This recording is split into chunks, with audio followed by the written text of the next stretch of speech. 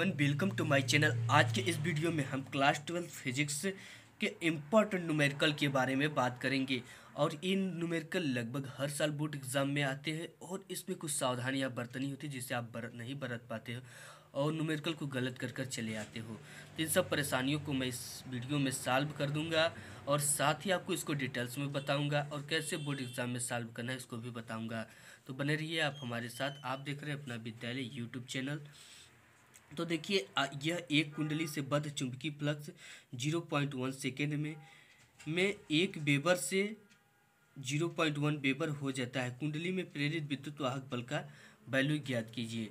देखिए, एक कुंडली से बद्ध चुंबकीय फ्लक्स 0.1 सेकेंड यानी ये टी की वैल्यू दे दिया है समय में 1 वेबर से 0.1 वेबर हो जाता है, यानी कि ये φ1 की वैल्यू दिया है और ये φ2 की वैल्यू दिया है। हो जाता है कुंडली में प्रेरित विद्युत वाहक बल का मान ज्ञात कीजिए। प्रेरित विद्युत वाहक बल का जो सूत्र होता है वो होता है E बराबर minus del phi by del T, ये होता है। इसके बाद इसमें दे रखा है फाई की वैल्यू, तो डेल फाई बराबर होता है आपका φ2 माइनस φ1, ये होता है। अब देखिए φ2 की वैल्यू इसमें दे रखा है 0.1 और φ1 की वैल्यू दे रखा है 1, तो सिंपली आपको इसमें घटा देना है। तो आप करते क्या है, E इक्वल लिख देना है आपको minus φ2 minus φ1 upon del T.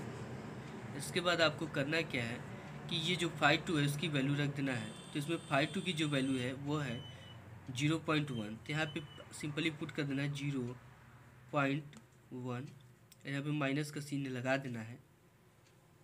और इसके बाद सारी 0.1 φ2 की वैल्यू हो गया और φ1 की वैल्यू 1 है, तो 1 पुट कर देना है माइनस 1। इसके बाद ब्रैकेट को कर देना है बंद और समय की वैल्यू रख देना है। समय की वैल्यू डेल टी जो है वह दे रखा है 0.1, तो आपको सिंपली यहाँ पे 0.1 को पुट कर देना है, ये हो गया। और इसके बाद E की जो वैल्यू हम निकालेंगे तो E बराबर हो जाएगा माइनस, और इसमें से 0.1 माइनस 1 इसको घटाएंगे तो कितना बचेगा 0.9 होगा। ठीक है, आप घटा सकते हो 1 में से 0.1 को घटाओगे तो कितना आएगा 0.9, ये हो गया। और इसके बाद है 0.1, तो अब ये आएगा तो ये माइनस में आएगा। माइनस में क्यों आएगा, क्योंकि आप जानते हो कि अगर बड़े में जब दो विपरीत चिन्ह होते हैं तो आपस में घट जाते हैं और चिन्ह उसी का लिखते हैं जो बड़ा रहता है। इसमें एक बड़ा है तो इसका चिन्ह क्या है माइनस का, तो 0.9 अपान 0.1। अब सिंपली माइनस माइनस मिलकर क्या हो जाते हैं प्लस हो जाते हैं, आप लोग तो जानते हैं 0.9 और 0.1। अगर इसका आप भाग दे दोगे तो क्या आ जाएगा, केवल 9 आ जाएगा। ये 0 से 0 कट जाएगा, 1/9 का भाग देंगे तो कितना आएगा केवल 9। ये क्या है विद्युत वाहक बल और इसका मात्रक क्या होता है वोल्ट, ये हो गया। अब इसके बाद नेक्स्ट क्वेश्चन देख लेते हैं फ्रेंड। आपका नेक्स्ट जो क्वेश्चन है वो दे रखा है कि एक कुंडली का स्वप्रेरकत्व 3 × 10⁻³ हेनरी है। यदि 0.1 सेकेंड में कुंडली की धारा का मान 5 एम्पियर से घटकर 0 हो जाता है, कुंडली में उत्पन्न स्वप्रेरित विद्युत वाहक बल की गणना करना है। यानी आपको सिंपली स्वप्रेरित विद्युत वाहक बल की गणना करना है। तो यहाँ पे आप कैसे करोगे कि आप जानते हो कि स्वप्रेरित विद्युत वाहक बल का जो सूत्र होता है वो होता है E equal minus L into del D I upon del T, ये होता है। अब इसमें जो जो दे रखा है आपको लिख लेना है। तो आप यहाँ पे सिंपली ऐसे लिख सकते हो कि दिया है एल बराबर आपका एल की, यानी कि यहाँ पे जो देख रहे हैं आप स्वप्रेरकत्व, इसकी वैल्यू जो दे रखा है इसको लिख लेना है। ये दिया 3 × 0 × 10⁻³ हेनरी। मात्रक जरूर लिखा करिए, बोर्ड एग्जाम में बहुत ज़्यादा वैल्यू रखता है। यदि सेकेंड यानी 0.1 क्या है समय है तो आपको डेल टी भी दे रखा है, तो डेल टी बराबर हो गया 0.1 सेकेंड। इसके बाद जो दे रखा है देखिए कुंडली की धारा का मान दे रखा है 5 एम्पियर से घटकर 0 हो जाता है, यानी I1 की जो वैल्यू है वो 5 है और I2 की जो वैल्यू है 0 है। तो यहाँ से डेल I बराबर हो जाएगा आपका I2 माइनस I1। तो आपकी जो I2 की वैल्यू है उसको लिख लेना है। तो I2 की वैल्यू जो है वो क्या है, I2 की वैल्यू 0 है, तो 0 माइनस कितना I1 की वैल्यू 5 एम्पियर, तो सिंपली पुट कर देना है। तो आपका हो जाएगा ये डेल I बराबर हो जाएगा -5 एम्पियर। तो आप इसका भी वैल्यू निकाल लिए हो, सिंपली पुट कर दीजिए। सो प्रेरित विद्युत वाहक बल यानी ई की वैल्यू की गणना करना है। तो ई बराबर हो गया माइनस एल की जो वैल्यू है वह एल की जो वैल्यू वह दे रखा है यहाँ पे, क्या दे रखा है 3 × 10⁻³ अब आपके बाद डेल आई की वैल्यू कितना आ गई -5 एम्पियर। ये माइनस में माइनस आगे हम लिख देंगे। इसके बाद डेल टी की भी वैल्यू दे रखा है यहाँ पे, डेल टी की वैल्यू कितना 0.1 सेकेंड, 0.1 सेकेंड। ये हो गया। अब इसको सिंपली हम सॉल्व कर देते हैं। सॉल्व करने के बाद ये माइनस और माइनस क्या हो जाएंगे मिलकर प्लस हो जाएंगे और 5 3 के 15 हो जाएगा। तो 15 × 10⁻³ ये -3 है। अब इसके बाद 0.1। अब सिंपली ऊपर नीचे 10 से गुणा कर देंगे जिससे ये 0 को हटाया जा सके, ठीक है, पॉइंट को। तो आप इसमें करोगे तो हो जाएगा 150, 15 में 150 × 10⁻³ अपान में हो गया, जिसको कर दोगे आप तो 1 हो जाएगा। सिंपली आपका जो आंसर हो जाएगा इसका भाग दोगे तो उतना ही आएगा।